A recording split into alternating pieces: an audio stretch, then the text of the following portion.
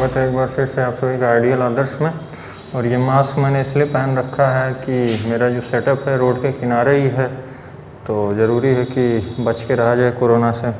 आप देख सकते हैं आज मैं थोड़ा बड़ा सेटअप बना के बैठ गया हूँ और आज मैं बात करने वाला हूँ एक बड़े ही नायाब गियर बॉक्स की, वो है IMT।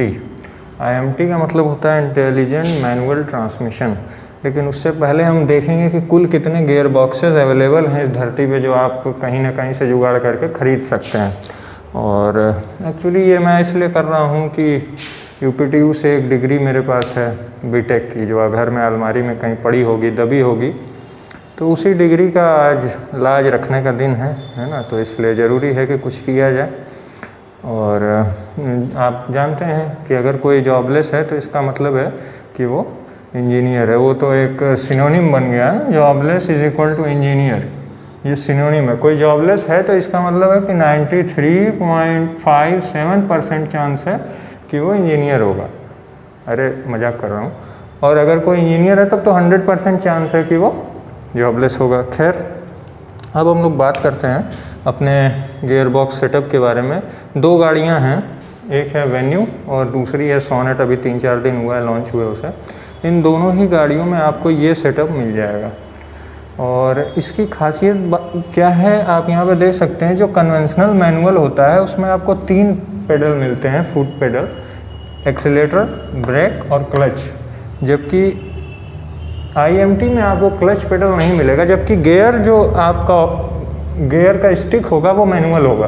तो आइए सबसे पहले शुरू करते हैं कि कुल कितने गियर बॉक्सेस हमारे पास अवेलेबल हैं। तो सबसे पहले आता है सिंगल स्पीड गियर बॉक्स। ये जनरली इलेक्ट्रिक व्हीकल में यूज़ होता है। और सिंगल स्पीड का मतलब है कि उसमें केवल एक ड्राइविंग गियर होगा, मतलब पिनियन होगा, और एक गियर होगा, तो वो हो गया। उसके बाद आता है मैनुअल ट्रांसमिशन। मैनुअल ट्रांसमिशन का मतलब है कि हर वो गाड़ी जो आप सड़क पे देख रहे हैं चलती हुई, वो 100% आपको पता होगा कि ज़्यादातर जब आप गेस करोगे तो समझोगे कि हाँ ये मैनुअल है। अगर उस पर लिखा नहीं हुआ है कि वो ऑटोमेटिक है तो वो मैनुअल है। 90% गाड़ियाँ वही होती हैं।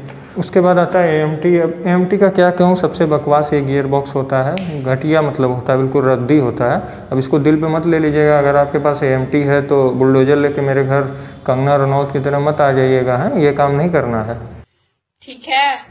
और उसके बाद AMT को मैंने क्यों कहा बुरा, क्योंकि ये एक जुगाड़ है। और स्पेशली आप जान लीजिए कि ये इंडिया के लिए ही बना है और इंडिया में ही बना है। वैसे ये डेवलप हुआ कहीं और, लेकिन बनाया केवल इंडिया के लिए गया, क्योंकि यहाँ के लोग जुगाड़ू हैं। उन्हें प्योर ऑटोमेटिक नहीं चाहिए, उन्हें जुगाड़ वाला चाहिए जिसमें ज़्यादा माइलेज मिल जाए। खैर, उसके बाद AMT के बाद आता है TCA। TCA का मतलब होता है टॉर्क कन्वर्टर ऑटोमेटिक। ये सबसे प्योरेस्ट फॉर्म है ऑटोमेटिक गियर बॉक्स का। उसके बाद आता है CVT। CVT एक बड़ा ही मतलब फाइन रिफाइंड ट्रांसमिशन होता है, लेकिन उसमें मज़ा नहीं है। इसका मतलब होता है कॉन्टीन्यूसली वेरिएबल ट्रांसमिशन। उसके बाद आता है, थोड़ा महंगा है ये, कॉस्टली है, ये है DCT। DCT का मतलब होता है डबल क्लच ट्रांसमिशन या ट्विन क्लच ट्रांसमिशन भी कहते हैं। और वोक्सवैगन इसे DSG कहता है, डायरेक्ट शिफ्ट। उसके बाद IMT जिसकी बात हम करने वाले हैं। और एक होता है सीक्वेंशियल मैनुअल ट्रांसमिशन। इसका मतलब ये होता है कि जो गाड़ियाँ रेस वगैरह में यूज़ होती हैं उसमें आप देखेंगे कि एक बड़ा सा डंडा होता है, उसी से गियर, मतलब बाइक में जैसे 1 2 3 4 होता है वैसे ही वो होता है। तो इसके बाद सीक्वेंशियल का मतलब ये भी है कि मतलब आप उसमें डायरेक्ट सेकंड से फिफ्थ नहीं लगा सकते या डायरेक्ट फिफ्थ से फर्स्ट नहीं लगा सकते। उसमें आपको फर्स्ट के बाद सेकंड, सेकंड के बाद थर्ड, थर्ड के बाद फोर्थ, ऐसे ही लगाना पड़ेगा। ये होगा वो रेस कार के लिए, रैली ड्राइवर जो होते हैं, रेस कार जो होती है उनमें होता है। खैर, अब इसके बाद हम लोग करते हैं बात pure manual transmission, pure manual transmission और IMT में जो डिफरेंस है उसके बारे में बात करते हैं।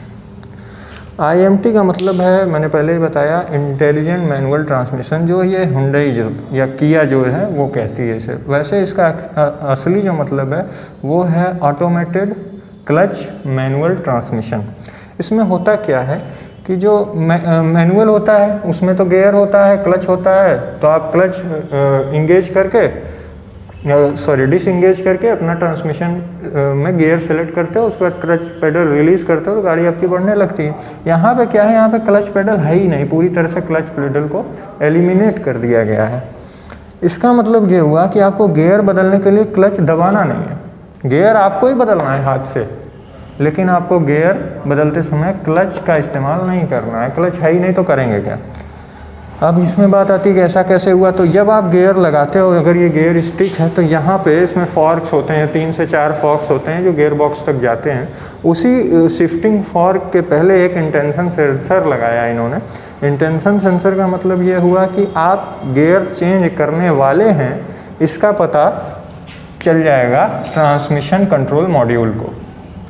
ठीक है, अब जैसे ही ट्रांसमिशन कंट्रोल मॉड्यूल को ये पता चला कि आप गियर लगाने वाले हैं या चेंज करने वाले हैं, क्लच एक्चुएटर क्या करेगा, क्लच को डिसएंगेज कर देगा।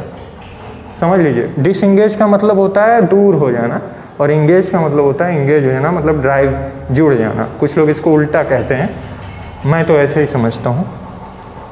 अब इसमें क्या होता है, मैनुअल में क्लच पेडल आप ही दबाते हो तो ये रिलीज़ होता है, फिर आप गियर बदलते हो, फिर आप इसको छोड़ देते हो तो चलने लगता है सब कुछ, ये दोनों आपस में कनेक्ट हो जाता है। यहाँ क्या हो रहा है, इंटेंशन सेंसर एक्चुएटर को बता रहा है, एक्चुएटर क्लच रिलीज़ कर रहा है, इंगेज या डिसएंगेज।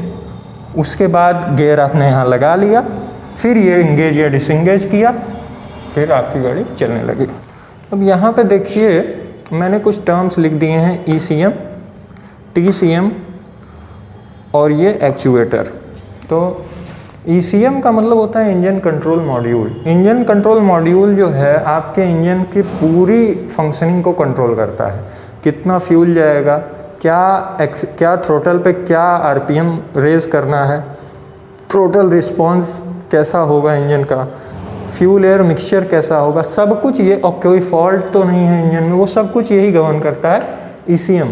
उसके बाद यहाँ पे भी ECM है, लेकिन यहाँ पे एक एक्स्ट्रा चीज़ लगाई हुई है, ट्रांसमिशन कंट्रोल मॉड्यूल। ये क्या करता है, ये डिसाइड करता है कि क्लच रिलीज़ कब करना है। ये तो भाई इलेक्ट्रॉनिक है, या ये हाइड्रोलिक भी हो सकता है, हुंडई इसको इलेक्ट्रॉनिक लगाती है, और गाड़ियाँ अगर बनाए हो सकता है मारुति वगैरह तो वो हाइड्रोलिक लगाते। ये जो चीज़ है ये कंट्रोल होती है TCM से, और TCM और ECM में आपस में इसलिए कनेक्शन है कि अगर मान लीजिए आपने एक्सीलेटर पर दबाया हुआ है फुल, और गियर आपने मतलब ज़बरदस्ती जो है 5th से 1st आना चाह रहे हैं, तो ये दोनों आपस में क्या करेंगे, बातचीत कर लेंगे कि भाई इसने ज़बरदस्ती एक्सीलेटर दबा रखा है, इंजन का RPM बढ़ने मत देना। तो इस तरह की जितनी भी गवर्निंग है वो कौन करता है, TCM और ECM मिल के करते हैं। तो मेरे को लगता है कि मैं ठीक से इसको कुछ एक्सप्लेन कर पाया हूँ, और इस पे और भी बात आगे करेंगे। और इन सब में से किसी एक पे अगर आपको मतलब विधिवत चाहते हैं कि मैं समझूं उसे और फिर समझाऊं, तो अवश्य आप इसे कमेंट्स में बताइए। और आइए बात करते हैं प्रोज और कॉन्स की IMT का। देखिए IMT का सबसे बड़ा प्रो ये है कि आपको बार बार ट्रैफिक में क्लच दबाने का जो पैर के लिए जो कसरत थी वो अब नहीं करनी है।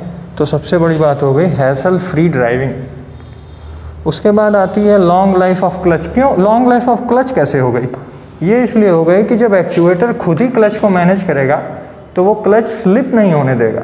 स्लिप मतलब कभी कभी कुछ लोग आधा क्लच दबा के गाड़ी चलाते हैं, है ना, तो क्लच स्लिप जब नहीं होगा तो क्लच की लाइफ बढ़ जाएगी। लाइफ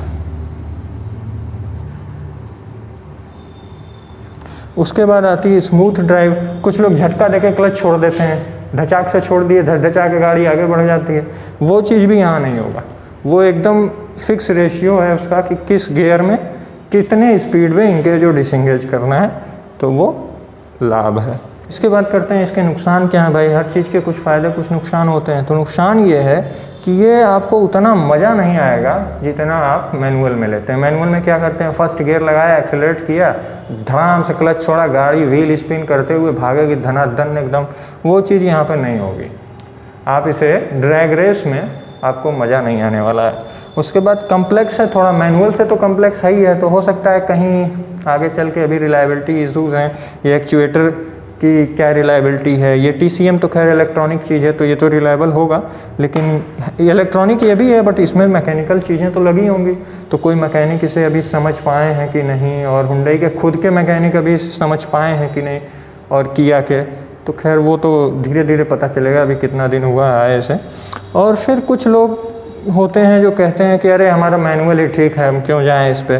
तो माइंडसेट भी लोगों का इस पूरे चीज़ को सक्सेस होने के लिए सबसे ज़रूरी चीज़ है माइंडसेट।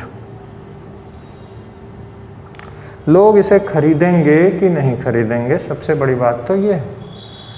तो जहाँ तक एज ए टेक्निकल पर्सन मैं समझ पाया हूँ तो ये मैनुअल से बेटर है, और सच्चाई ये है कि ये मैनुअल से ज़्यादा रिलायबल होने वाला है। तो इसलिए इसे अगर अच्छा रिस्पांस मिले तो बहुत अच्छी बात होगी। खैर ये रहा, ड्राइंग काफ़ी ख़राब है, इसमें ड्राइंग है ही क्या, लेकिन जो भी है। तो इसमें से एक तो आज ये मैंने कवर किया है। इसके बाद इसमें एक चीज़ और यूज़ होती है, उसको कहते हैं रेव मैचिंग।